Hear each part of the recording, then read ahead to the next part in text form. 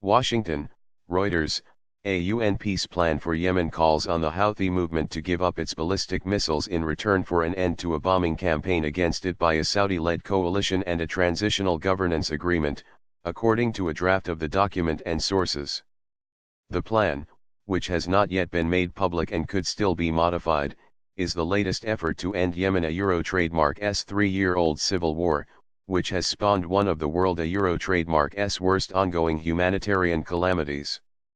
The conflict pits the Iran-aligned Houthis, who took control of the capital Sana'a in 2014, against other Yemeni forces backed by a coalition led by U.S. allies Saudi Arabia and the United Arab Emirates. The coalition fears the Houthis are part of a regional power grab by Tehran. Previous efforts to end the conflict, which according to the United Nations has killed more than 10,000 people, have failed. It is unclear whether the new plan will fare any better given the divergent interests of fighters on the ground and international backers. A draft document seen by Reuters and confirmed by two sources familiar with it says that as a step toward new security arrangements, heavy and medium weapons including ballistic missiles shall be handed over by non-state military actors in an orderly and planned fashion. No armed groups shall be exempt from disarmament. It says.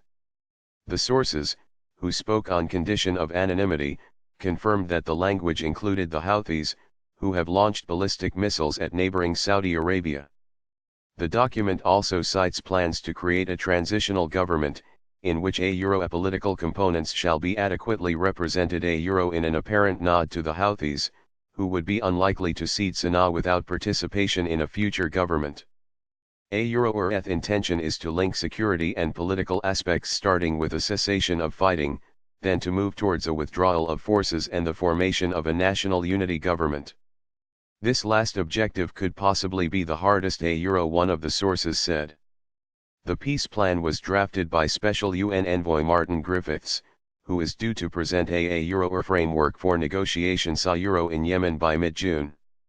Anwar Gargash, the UAE trademark's Minister of State for Foreign Affairs, signaled Abu Dhabi a trademark's desire to support Griffith a trademark's efforts. Politically, there is a necessity to back the UN effort. It will ultimately mean a transition to a new political order in Yemen. Clearly, with the UN effort, the military and political process will see the Houthis pull out of urban centers. He told UAE English-language newspaper The National. Port City standoff. UAE-backed Yemeni forces and the Houthis are in a standoff over the Houthi-controlled Red Sea port of Hodeida. The Emirati-backed Yemeni forces, who are loyal to exiled Yemeni President Abd Rabbi Mansur Hadi, have moved to within 10 kilometers, 6 miles, of Hodeida, a lifeline for humanitarian supplies. Griffiths is in the Middle East working on a separate deal to stave off an assault on Hodeida. The wider peace plan appears designed to win a quick ceasefire while leaving many thorny issues for later negotiation.